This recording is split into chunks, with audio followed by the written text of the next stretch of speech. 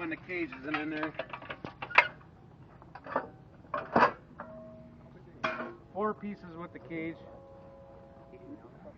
You don't have to run the cage while you're pulling. It's nice to have. You can do it, put it in at the end of the burst. It all depends on your pit. If you have a real loose pit, the soils and it wants to sink into the ground, you don't have a good base, I would suggest not running a cage.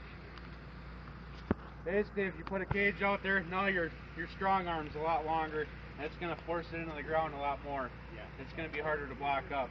I leave it out in the last 10-15 feet, maybe then you back it off, drop the cage in, then finish your pull. With that said, on all the cables, what I would suggest doing is painting the work end, at least 10-15 feet of the working end. What I mean by working end is the button that connects to your pipe.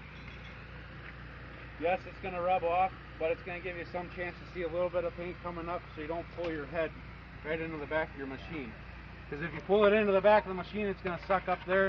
It's going to be very difficult to get that machine unlocked, the jaws unlocked out of it, and then you just bent your frame. Very important. I would say every night you have everybody paint their cables, right?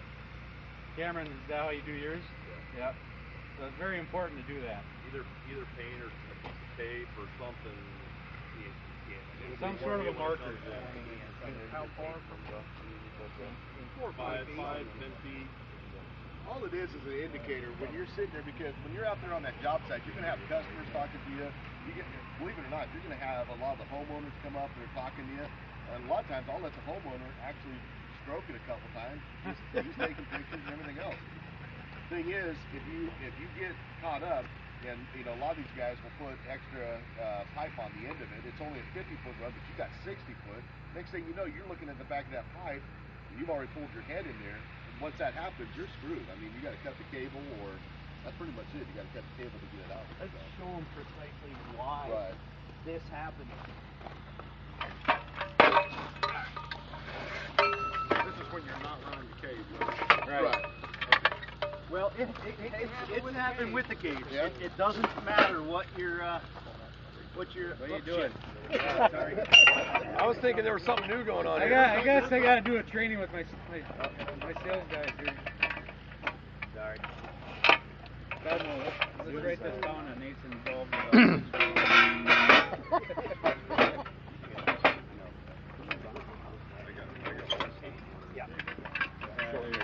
Slap it up on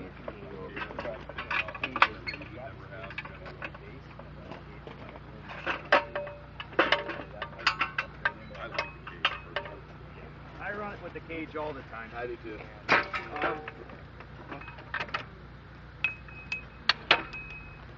What the problem, or what can happen, the worst scenario that you can get is you got your head coming in here, your pipe's coming in.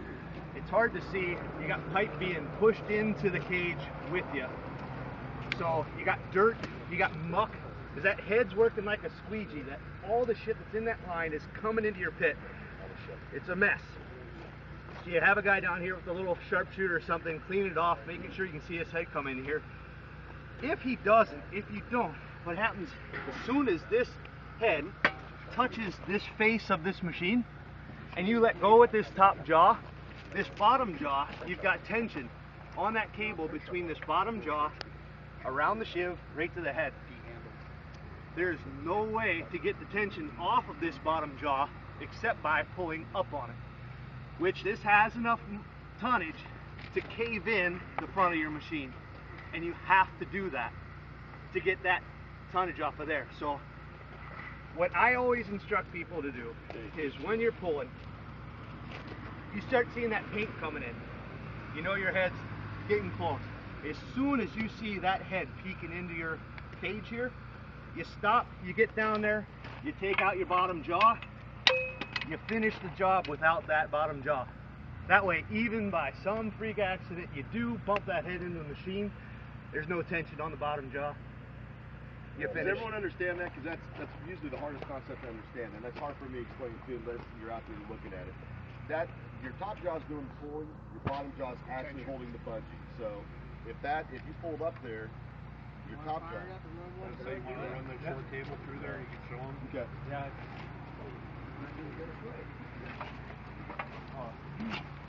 You say on the last 10 feet, like, you want to see the tape? Oh, yeah, next morning? Yeah. So that, all it is.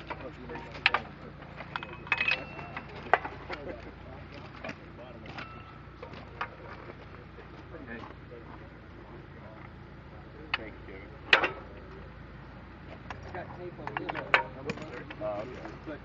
Yeah, you got some Dodge, but Our tech that came out and showed us how to use this didn't even show us that came off like that. that's important. Yeah? Yeah. Well, somebody's All right, gonna now get hold on. fined. Adam's Like, right. yeah, really. Explain to him, this is a very important, there's two ways to put this jaw in, but there's only one right way. There is, they always get painted over, but they stamp these things top. But if you look at it, it kind of looks like a car. You got your trunk, you got your hood, car goes up. Race car tows the cable up when you're pulling it. That bottom down. Always, always, always, when you're putting the cable in, put the bottom jaw in first, then the top jaw. When you're taking the jaws out, bottom jaw first. So if you always just remember bottom jaw first. And what that is, let's, we got her hooked up. Let's put the hydraulics in there. What this is, it's a keeper pin. So you can lift this thing up out of the way, and it keeps the keeps that jaw up off, so it can't fall down on the cable. Basically, an extra hand for you while you're trying to get those jaws in. Right. While you're trying to get this cable all up here. So go ahead and fire her up. It just keeps it up out of the way. Yeah. Yeah, I tried shoving that thing. So the best place to start with this is going about halfway up. Like you try to find the where you got the max room in here to deal with this. So go up. Right now, this is in clamp mode because it would be pulling if there's a jaw in there. So now you can go down and just release the top jaw. Stop there. So now you're in an open mode. You're all open. Now you're going to take your bottom jaw. So obviously you got a little groove in it. Wrap this behind. What's the glove? Now. I'll wash up there. In your bottom jaw. Come up. Now you know you're on the way down, so you're in a release mode. Now you take your car, make sure your car is going up. Now, another important factor, guys, is where you put this pin. You don't want to put it on the hydraulic side because depending on where you end up on that pull, you can get it in, but if it's halfway, you won't be able to get it out of the screw. So always put your pins on the right hand or on the opposite side of the hydraulic to get them out and on the bottom. Yep. So now you're in. You can take your catch jaw out. So now this is going to catch every time this releases. And that's the setup. I mean, that's how you put it together to start pulling. Now you can pull this thing and watch the. You always take your bottom jaw out first and put your bottom jaw in. Bottom jaw first in, bottom jaw first out. Okay.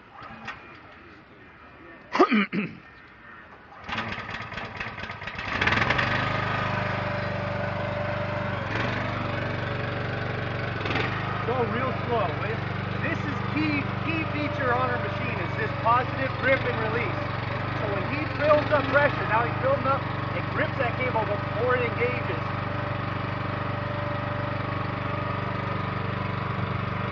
When he gets to the top, now he's going to throw it the other way, and it tells it 1,500 psi to let go before it goes back down. So make sure that you let go of the cable before you go back down. That's the sequence valve that I was telling you about, that when you swap machines you have to readjust them. They're right here in the front. That's what the sequence valves are for. It tells it the clamp, actually with the pressure now is right around 2,200 psi, it clamps, and then it releases the bottom cylinder to actually do the pulling.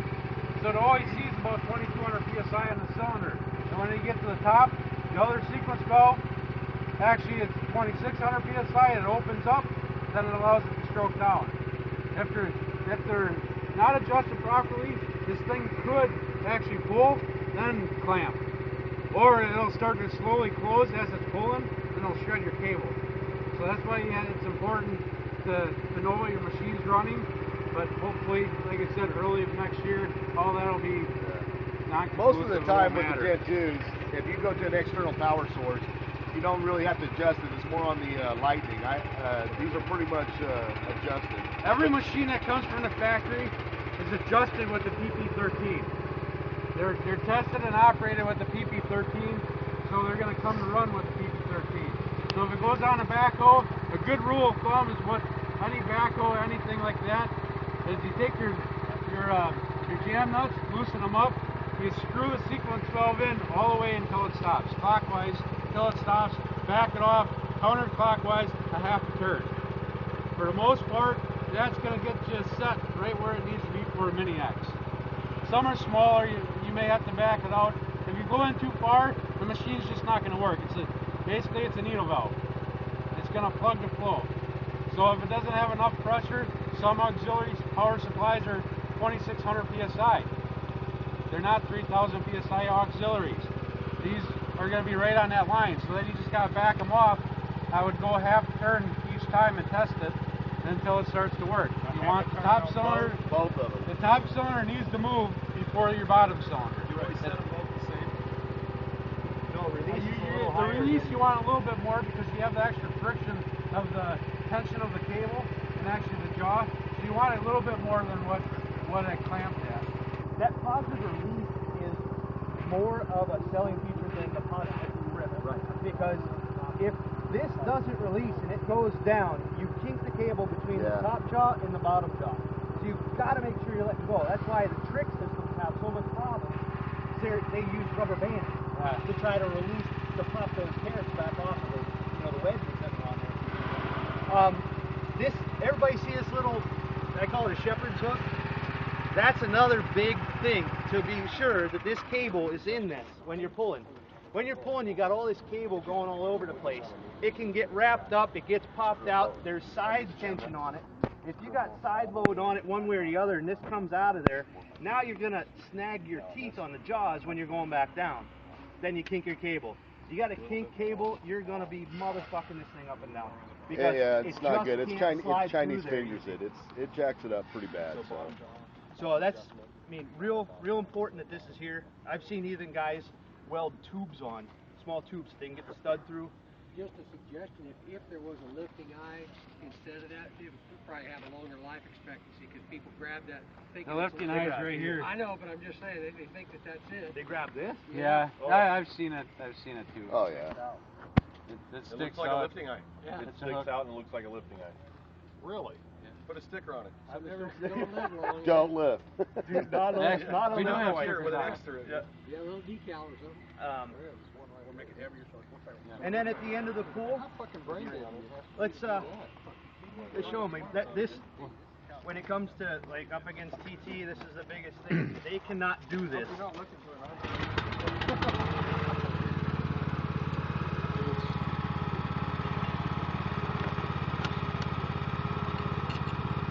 Alright, so you're done with your pull now. You got your stud on, your cable's in here, your head's in here. You undo your cable, you slide your machine back. Actually, you slide your machine back, then undo your head cable. And now you're going to take your jaws out. Remember, always bottom jaw first.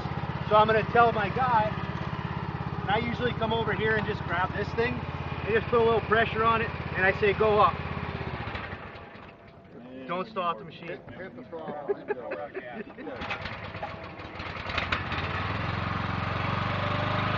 Keep a little tension on here. When he goes up, that takes the pressure off, and now I got this up. I hold this up, put my little thing in there, and now I can pull my bottom jaw up and out of there. Let's go at the top.